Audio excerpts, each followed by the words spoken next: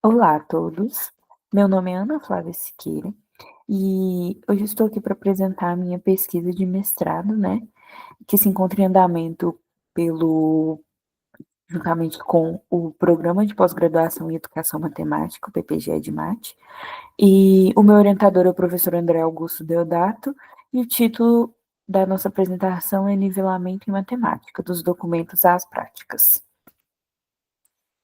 O objetivo da nossa pesquisa, né, é investigar aproximações e distanciamentos entre a proposta dos documentos orientadores e as práticas matemáticas realizadas no âmbito de uma disciplina do ensino médio em tempo integral, o ENTI. A nossa questão de investigação é que práticas matemáticas têm sido vivenciadas em uma escola do interior de Minas Gerais que aderiu ao ensino médio em tempo integral.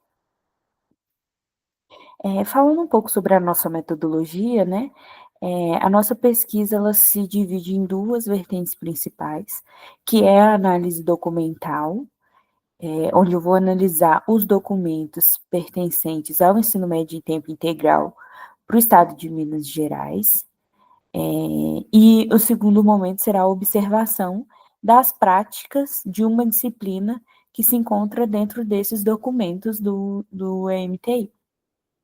Os instrumentos utilizados para coleta de dados, né, vão ser uma entrevista realizada ao final da observação com o professor e o diário de campo, onde eu coleto os dados da observação.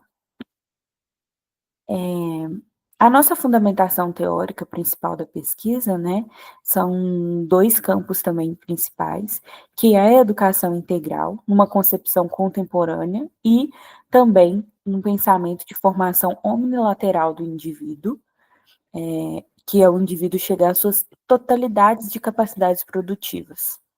E outro tema muito importante são as práticas matemáticas. E nesse trabalho a gente entende práticas matemáticas como prática social. O contexto da pesquisa, né? Dentro da nossa pesquisa, a gente tem um olhar voltado para o ensino médio em tempo integral, só que ele acontece dentro de um parâmetro maior, que é o novo ensino médio. Então, a Lei de Diretrizes Básicas, né, a LDB de 96, ela foi alterada pela Lei 3.415, para o que a gente chama hoje de novo ensino médio.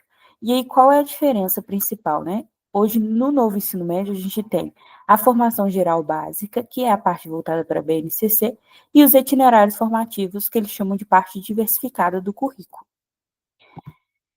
E aí, dentro dessa mudança, né, para o estado de Minas Gerais, a gente utilizou o currículo referência de Minas Gerais, né? Então, a gente foi no site, aí tem uma guia intitulada Novo Ensino Médio. E aí, nessa guia, a gente utiliza todas essas opções ali, na nossa pesquisa, né, com um olhar mais voltado para os documentos orientadores, que é a resolução que fala um pouco mais sobre como funciona o novo ensino médio, entre outras coisas, e a educação integral, a guia da educação integral, que tem um manual de atividades integradoras que orienta sobre as disciplinas diferentes que existem na educação integral, né?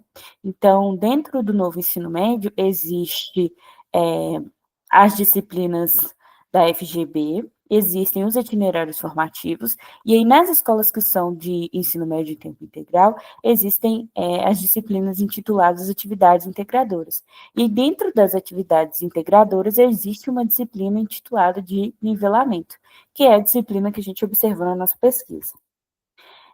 E aí, como a gente buscou esses resultados, né? A gente buscou aproximações e distanciamentos do que se tem escrito no documento e o que se é feito na prática.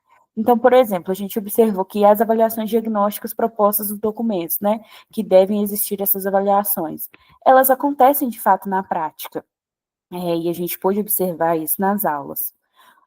Um distanciamento, por exemplo, os conteúdos propostos nas sequências didáticas, que são ferramentas dispostas ali naquele documento de orientações para o nivelamento, né, que são sequências que devem ser aplicadas pelos professores, elas têm algumas propostas e na prática a gente observou que os conteúdos que os alunos precisavam de uma ajuda maior não eram abordados nessas sequências didáticas. Outro distanciamento é a própria aplicação das sequências didáticas, né? É orientado que seja aplicado, que seja monitorado, só que na prática existem diversas coisas que impossibilitam a aplicação dessa sequência, desde a dificuldade dos alunos, entre outras coisas. E aí, algumas das nossas conclusões, né?